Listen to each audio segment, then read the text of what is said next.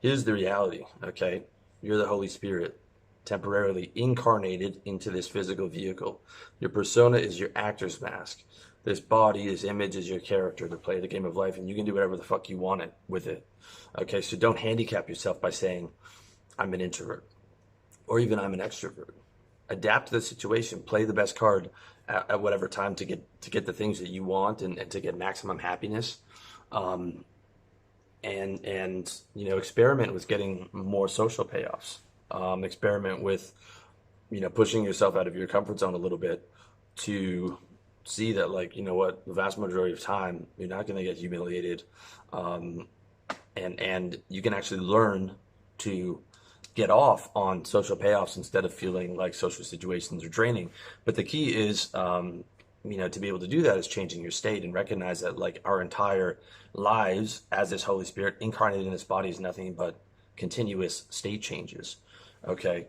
And that's what everything's for, is getting you into that good state. So I'm not saying don't spend time reading. Okay. I like to do both. I like to be able to read for 2 or 3 hours, and I like to be able to do focused work. But then I also like to go hang out with my friends. I like to do client calls. I like to hang out with women. I like to do coaching calls with my clients.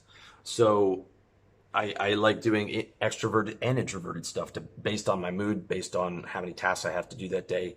But I'm adaptable to the situation. If my energy's low, but I promised I was going to go out, then I'll do some state boosting exercises so that I'm getting the maximum state in all areas. But I'm not limited to some type of persona or personality that's fluid for me. I'm not boxed into any of that because I know it's the actor's mask. I know that all this world is created for me to experience, to enjoy, and to play with. And that's why I tell you guys to talk about playing the game of life as the best frame, as the best meta model to move through this world that we're in.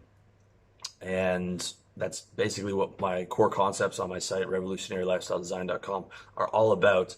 How to play that game of life, kind of like a bridge between the material and the spiritual. Okay, if you want to go live in a monastery and fully try and realize the self, I tip my hat to you. I don't have the discipline to do it, but in the middle there, as opposed to like pure materialism, which results in, communism. That's the objective materialism, is communism as a result, or celebrity worship and these nasty things. There's sort of like a middle ground that we can live in. I call it playing the game of life for maximum happiness, which is state, to be in consistently high state as possible.